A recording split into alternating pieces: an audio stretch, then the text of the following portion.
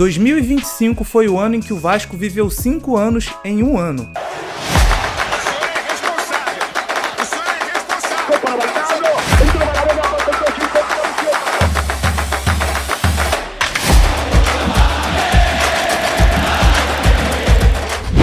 O Vasco viveu 5 anos apenas em 365 dias.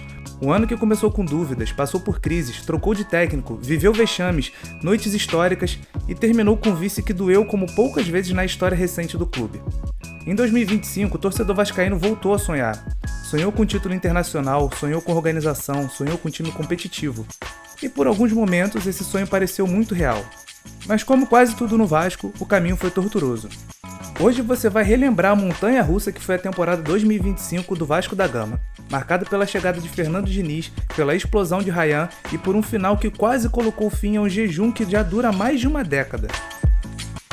O Vasco iniciou 2025 tentando corrigir os erros do passado. Depois de um 2024 defensivamente caótico, a diretoria apostou em Fábio Carrilli, um técnico conhecido pelo pragmatismo. A ideia era clara: defesa mais sólida, time compacto, menos fantasia. Isso significava, inclusive, colocar em xeque um sonho da torcida, Payet e Coutinho juntos no meio de campo. O elenco passou por uma reformulação pesada na defesa. Saíram nomes conhecidos, chegaram apostas e reforços mais físicos. No meio, Tietê veio para dar experiência. No papel, o plano fazia sentido. Na prática, o Vasco seguia sem convencer. Se havia uma palavra que definiu o mercado vascaíno no início do ano, era frustração. O clube tentou de tudo para contratar um ponta de impacto. Brian Rodrigues, Bruma, Rony, Ramon Sousa, todos disseram não. Com o tempo correndo, o Vasco mudou o alvo e trouxe Garré, Lloyd Augusto e Nuno Moreira. E foi justamente quem chegou sem holofotes que mais entregou.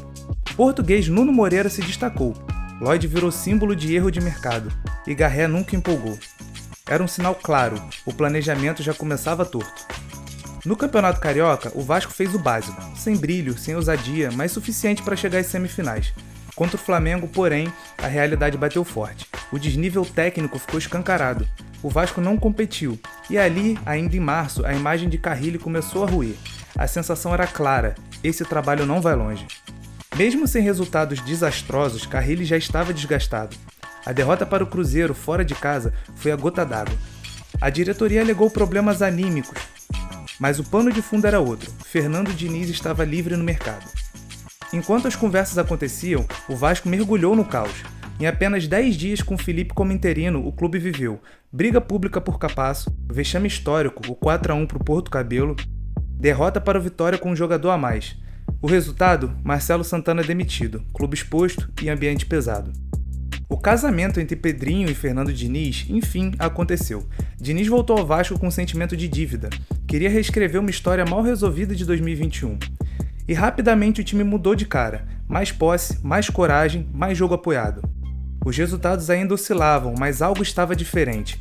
O Vasco passou a competir com bola. Na Copa do Brasil, o Vasco quase caiu cedo. Na terceira fase, só não foi eliminado graças ao Léo Jardim, que pegou 3 pênaltis. Já na Sul-Americana, o desastre foi completo. Derrota para o Porto Cabelo e um doloroso 4-0 para o Del Valle, ainda no jogo de ida. A competição que era prioridade virou trauma. Tudo mudou no dia 17 de agosto. No Morumbi, diante de 50 mil pessoas, o Vasco protagonizou uma das maiores atuações do futebol brasileiro em 2025. 6-0 no Santos, com Neymar em campo, com Coutinho, Tietê e principalmente Rayan em noite mágica. Um jogo para a história, um jogo que fez o Brasil inteiro olhar para o Vasco novamente. No meio do ano, a chegada de Edmar Lopes mudou o patamar do elenco. O Vasco reformulou a base do time, nova zaga, meio-campo mais forte, ataque mais móvel. Andrés Gomes tomou a vaga de Verratti, Barros e Thiago Mendes deram equilíbrio, e Diniz participou de tudo. Foi ali que o Vasco virou outro time. Nada simbolizou mais 2025 do que Rayan. Questionado no início do ano, reserva com Carrilli, explodiu com Diniz. Foram 20 gols, artilharia na Copa do Brasil, revelação do Brasileirão, propostas milionárias recusadas, multa astronômica. O Rayan virou líder, estrela e símbolo de um Vasco que quer voltar ao topo. No Brasileiro, o Vasco viveu 3 atos: oscilação, arrancada histórica, queda assustadora. Depois de flertar com G6, o time desabou, perdeu 6 de 8 jogos, terminou em 14º, a apenas 1 ponto do Z4.